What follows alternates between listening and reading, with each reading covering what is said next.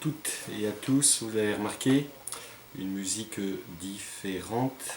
Alors, où en sommes-nous aujourd'hui? Une musique différente parce que un cours différent. Voici le plan pour vous resituer. Nous avons terminé pour l'instant l'étude du spinozisme. Voici mon plan, vous le trouverez sur Pearl Trees, et là je vous propose une transition entre la première partie et la seconde partie, toujours dans le cadre de notre réflexion sur philosopher en 3D, c'est-à-dire le désir, le droit et le devoir. Alors aujourd'hui c'est une vidéo, un cours plutôt important.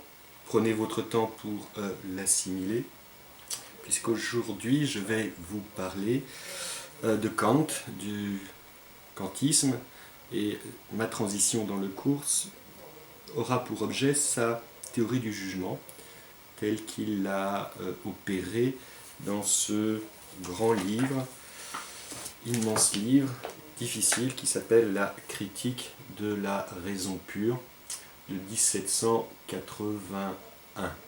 Oui, c'est un ouvrage épais. La couverture est assez moche, ça ne donne pas envie, mais c'est ainsi. Alors, vous ferez une recherche, si vous le désirez, sur la vie de Kant. Quelques mots juste, très rapidement. Il est né en 1724, il est mort en 1804, dans une ville moyenne qui peut ressembler, je pense, à ce que Angoulême aujourd'hui, qui s'appelle Königsberg, qui est en Prusse orientale. Il n'a jamais quitté cette ville, il y est né, il est mort dans cette ville, et ça c'est plutôt connu, il ne s'est strictement rien passé d'exaltant dans la vie d'Emmanuel Kant, puisque sa vie, il l'a dédiée à quoi? À son enseignement. Il était professeur d'université à l'université de Königsberg et à ses écrits. Il y a des anecdotes sur la vie de Kant, une vie bien réglée, tous les après-midi il se promenait, toujours le même parcours, de sorte que on dit que les habitants de la ville de Königsberg réglaient leur montre sur le passage des pas de M. Kant, par exemple. Bon.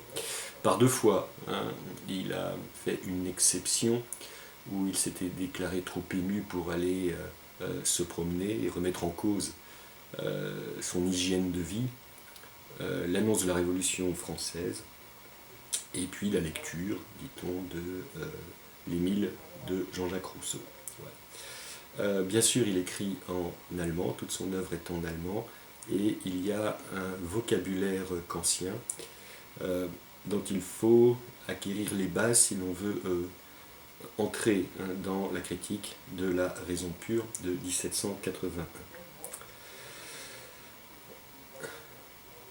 Alors, c'est son premier grand livre, et il s'agit pour Kant d'élaborer dans sa critique de la raison pure une théorie de la connaissance objective, une théorie qu'il juge être et qu'il veut être indépassable. La problématique de la critique de la raison pure est une question simple. Que puis-je connaître? Vous voyez bien que le problème est difficile. Autrement dit, qu'est-ce que c'est? Qu'est-ce qu'une connaissance vraie en sa forme et en son contenu? Et dans ce gros livre, Kant va trouver les conditions nécessaires pour identifier, reconnaître une connaissance absolument vraie, une connaissance qu'il nomme objective, c'est-à-dire connaissance objective, absolument vraie, une connaissance ayant le même statut qu'un objet tel qu'il se tient là devant moi. Il est indéniable que cet objet se tient là devant moi. Kant cherche ce genre de connaissance. Alors, son point de départ de sa démonstration, le point de départ, c'est les acquis. Les acquis, il pense que c'est quelque chose dont il faut tenir compte si l'on veut faire de la philosophie. Les acquis que représentent deux choses. D'une part, le rationalisme cartésien, la thèse selon laquelle tout esprit a potentiellement en lui des idées innées, comme le cogito, s'il sait bien sûr mener chez Descartes sa recherche avec ordre et méthode. Ça c'est d'un côté donc le cartésianisme, et de l'autre l'empirisme jungien, l'empirisme de David Hume. Dans la critique de la raison pure, Kant déclare que David Hume l'a sorti de son sommeil dogmatique. Il y a quelque chose d'important pour Kant. Autrement dit, Kant va retenir de l'empirisme le rôle absolument décisif et déterminant de l'expérience. Je rappelle que l'expérience, bien sûr, c'est la connaissance d'une chose ou d'un objet par les perceptions sensibles. Donc l'expérience est importante dans toute connaissance, mais aussi l'œuvre de la raison. Ce que parvient à réaliser Kant, c'est une réconciliation de ces deux philosophies apparemment absolument antithétiques, le rationalisme, l'innéisme des idées chez Descartes, et de l'autre côté l'empirisme, l'expérience. Alors comment Kant va-t-il réussir ce défi de réconcilier deux philosophies antithétiques? C'est le sujet donc de ce cours. Le problème que pose d'entrée la critique de la raison pure est le suivant. Comment des jugements synthétiques a priori sont-ils possibles? Alors, là il faut rentrer dans les termes un petit peu techniques. Comment un jugement synthétique a priori est-il possible? Un jugement, c'est la prise en compte d'un fait, d'un objet réel, d'un phénomène, afin d'évaluer sa vérité. Ici, il y a quelque chose de très classique, la distinction entre la réalité et la vérité. Il ne suffit pas qu'une chose, qu'un objet soit réel pour être déclaré vrai. A priori, chez Kant, pas que chez Kant d'ailleurs, signifie indépendamment de toute expérience, c'est-à-dire la connaissance d'un objet par les perceptions sensibles. A priori, c'est indépendamment, avant même toute expérience. La synthèse maintenant, je rappelle la question, c'est comment un jugement synthétique a priori est-il possible? J'ai défini le jugement, l'a priori, maintenant synthétique. La synthèse a un sens très précis chez Kant, elle s'oppose à la notion d'analyse. Une connaissance synthétique, chez Kant, élargit le champ de mes connaissances. Un élargissement du champ de nos connaissances. Par exemple, si j'examine un objet donné A et que je lui découvre un attribut, une caractéristique, qui le caractérise sans le qualifier en propre, alors j'ai effectué une synthèse car j'ai acquis une nouvelle connaissance à partir de cet objet, laquelle n'est pas la caractéristique essentielle, justement, de cet objet. Exemple d'une proposition synthétique. Synthétique, simplement. Tous les exemples que je donne ici sont de Kant. Exemple, la proposition, la voici, l'or fond à 1100 degrés. C'est bien une connaissance synthétique, car l'attribut 1100 degrés définit l'or, mais ce métal n'est pas le seul à fondre à cette chaleur. Voilà. J'ai élargi le champ de ma connaissance de l'or, n'est-ce pas? Grâce à cette synthèse, je lui découvre un attribut, ça fond à 1100 degrés, mais comme il y a d'autres métaux qui fondent à 1100 degrés, 1100 degrés ne caractérise pas l'or en propre. Ça, c'est de l'ordre de la synthèse. Une connaissance analytique, en revanche, n'élargit pas le champ de mon savoir, parce que l'attribut B, découvert dans l'objet A, lui, appartient en propre. Pour revenir aux connaissances synthétiques, elles sont de deux ordres. Elles sont soit empiriques, soit pures. Je reprends. L'or fond à 1100 degrés est un savoir qui repose sur l'expérience. C'est donc un jugement synthétique a posteriori. L'homme a eu besoin de faire des expériences, des expérimentations pour constater la vérité de ce jugement synthétique. Donc c'est un jugement synthétique empirique. En revanche, quant à la synthèse pure, elle est possible, dit Kant, lorsque le divers n'a pas été donné empiriquement, mais a priori. Alors je vais revenir également sur cette notion du divers, mais je vais donner immédiatement un exemple d'un jugement synthétique a priori. Toujours un exemple de Kant. Le plus court chemin entre deux points est... Je n'ai même pas besoin de terminer ma phrase que vous pouvez la terminer. Le plus court chemin entre deux points, c'est toujours nécessairement la ligne droite. Alors, Kant se pose la question, comment cette connaissance, le plus court chemin entre deux points est la ligne droite, comment cette connaissance est-elle possible? Et là, nous entrons dans le cœur de la démonstration de la critique de la raison pure. Nous possédons en notre entendement, dit Kant, des concepts purs, des concepts innés, en puissance. Ces concepts purs, a priori, nous sont donnés par la nature à notre raison, et la raison les trouve lorsqu'elle exerce son entendement. La notion de données est très importante. Voilà, c'est donné. Il fait partie de la nature humaine. La nature nous a donné un entendement et une raison. Et en notre entendement, ce qui est donné, ce sont des concepts purs a priori. Ces concepts purs a priori, Kant va les nommer des catégories. Les catégories, en hommage à Aristote, je ne reviens pas là-dessus, mais une catégorie, c'est un concept pur qui est donné à notre entendement. Et ça d'une manière absolument universelle. Et Kant va présenter les catégories sous une forme d'une table, comme vous avez des tables de multiplication, vous avez la table des catégories de Kant. Avant de vous montrer cette table des catégories dans la critique de la raison pure, ici, en trouvant ces catégories, l'entendement est dans un exercice que Kant nomme transcendantal, une réflexion transcendantale. Transcendantale, surtout ne pas confondre transcendantal avec la notion de transcendance. Dieu est un être transcendant dans les religions. Là, transcendantal a une autre signification, n'a rien à voir finalement avec la notion de transcendance.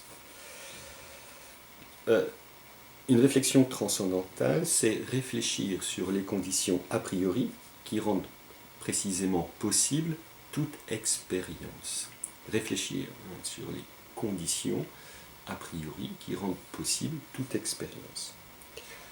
Je nomme transcendantal, dit Kant, toute connaissance qui s'occupe moins des objets que de leurs concepts a priori. Alors, voici la table des catégories. Kant va la réduire considérablement par rapport à celle d'Aristote, puisqu'il existe 4 grandes catégories. Je vais m'approcher à... Le livre tombe en route. Voici la table des catégories de Kant. Et je vais la commenter, voire d'une certaine manière la simplifier. 4 grandes catégories qui va me permettre d'effectuer un jugement. La première, c'est la quantité. Seconde catégorie, la qualité. Donc une chose a une dimension quantitative, elle est plus ou moins lourde, par exemple, et elle peut posséder donc une qualité. Une chose est lourde et belle. La troisième catégorie, c'est la catégorie de la relation. La plus célèbre, c'est la causalité. Toute cause engendre nécessairement son effet.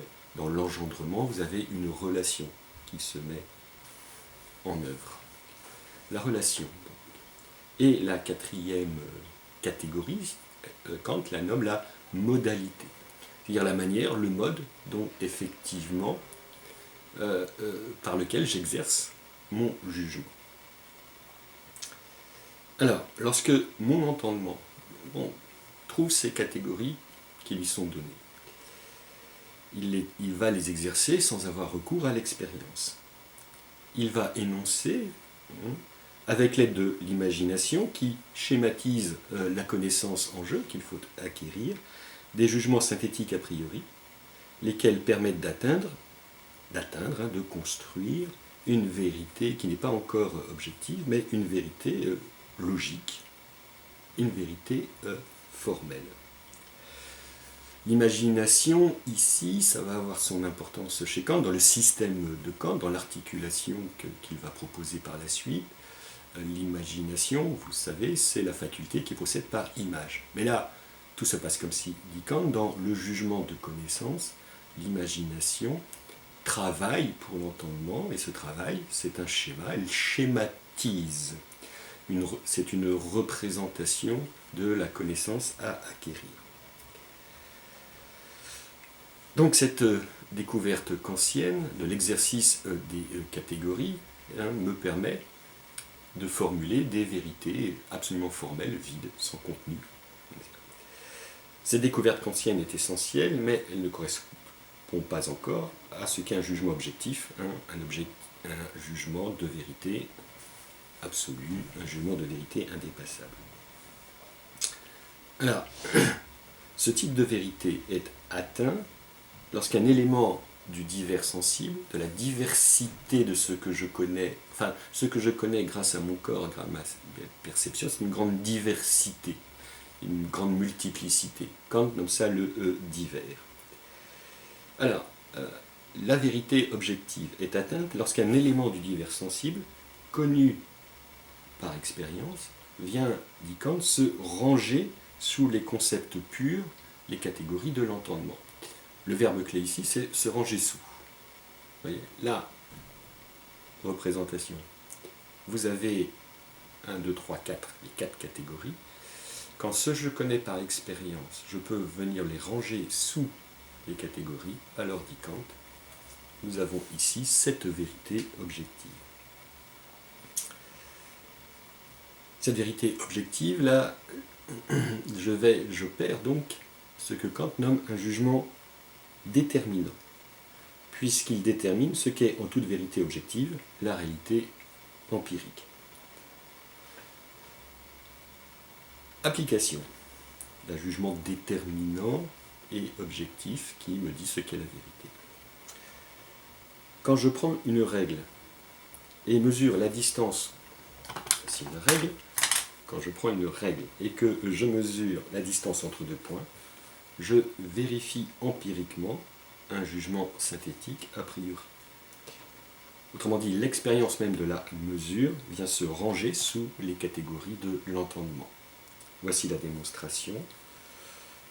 Le plus court chemin entre deux points est la ligne droite. Le plus la quantité. Court, c'est la catégorie de la qualité. Entre, la catégorie ici de la relation. 2, à nouveau la quantité. Point, entre deux points est à nouveau la relation. La ligne droite, la qualité. Il en manque une, c'est la catégorie de la modalité. Non, elle ne manque pas. Elle traverse l'ensemble de ce jugement, puisqu'il s'agit ici de la catégorie de la modalité, dit Kant, apodictique. C'est une vérité. Qu'est-ce que cela signifie-t-il, apodictique? C'est une vérité qui s'impose d'elle-même, car elle est nécessaire. Il est nécessaire que, lorsque je dis le plus court chemin entre deux points est la ligne droite, cette vérité s'impose d'elle-même et par elle-même, grâce encore une fois aux catégories et à l'expérience, ce que je connais empiriquement, qui vient se ranger sous les concepts de l'entendement. Voilà, telle est la manière dont Kant parvient à réconcilier le rationalisme de Descartes et l'empirisme de Hume. Quand je dis encore une fois, et une dernière fois, le plus court chemin entre deux points est la ligne droite, j'exprime ici un jugement déterminant, lequel est une contrainte, car je suis obligé de reconnaître sa vérité. Ici, je n'ai aucun choix. Kant, plus tard, et ce sera l'objet des prochaines vidéos, Kant opposera plus tard le jugement déterminant au jugement réfléchissant. Déterminant, il y a, comme je vous l'ai dit, une contrainte, je suis obligé de reconnaître la vérité. Par contre, le jugement réfléchissant, il n'y a pas ici une contrainte, mais une obligation. Là se trouve l'opposition. Qu'est-ce que c'est qu'un jugement réfléchissant? C'est lorsque je dois juger ce que doit être un choix moral en pratique, en acte, qui me montre ce que doit être mon devoir envers autrui, indépendamment de mes intérêts et de mes désirs. Donc vous voyez ici la transition, je reviens